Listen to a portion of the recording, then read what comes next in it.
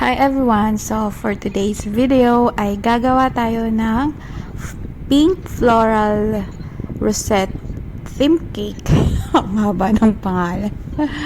Basta yun na yun. So itong cake na to, matagal na to sa storage ko. So inedit ko lang mapaikli pero hindi ko pa siya nagawa ng voice over. Voice over.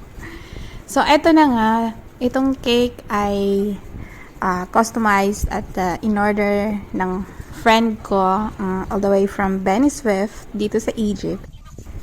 So, ang request ng customer natin ay pink cake na may vanilla chiffon flavor at saka may 8x4 na round cake. So, yun lang.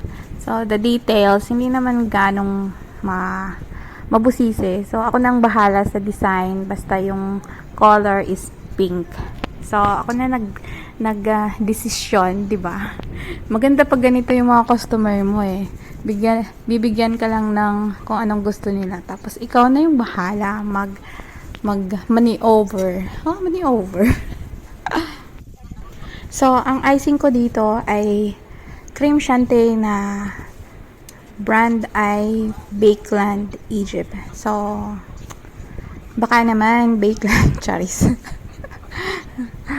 So, minsan gumagamit ako ng Dream na whipped cream. Pero yun, minsan talaga mahirap pakisamahan. Pero itong Bakeland, so far maganda siyang gamitin. Hindi ako masyadong nahihirapan pakisamahan. Kasi alam niyo na, ang icing kapag mainit, nako, madaling malusaw. So, this time, medyo tag-init na. Summer na dito sa Egypt. Kaya, tapos, ang working place ko pa sa kitchen ay walang aircon.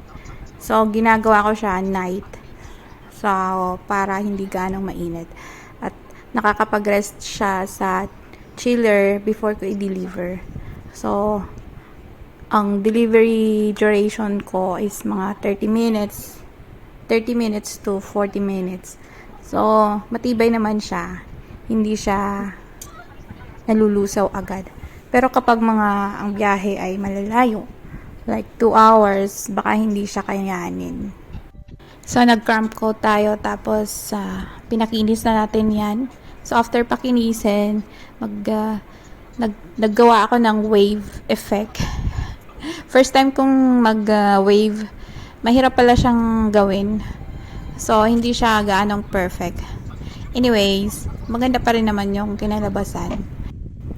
And then, naglagay na rin ako ng mga iba't ibang klase ng size and shape ng ating rosette gamit ang star tip. Parang dalawang klase ng star tip yung naggamit ko dito.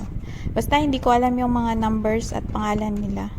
Yung nakikita ko lang na shape na star tip, yun ang ginamit ko.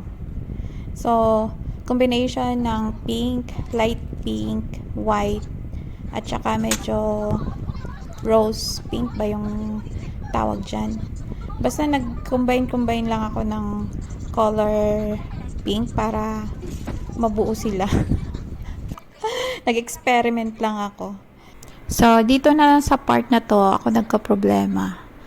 So, ang sabi ni client, ang isusulat ko dapat is Happy 25th Birthday, Mariam. So, nung sinulat ko na siya, nabitin. 25 lang yung nailagay. Sabi ko, paano to? Yung tapos ka na, tapos hindi mo maisingit yung dalawang letter na lang. Ang hirap pa naman magsulat. Sa pagdi-design ng cake, yung pinakamahirap is yung pagsusulat, yung paglalagay ng dedication. So, kung makikita nyo, 25 lang. Sabi ko, ano ba?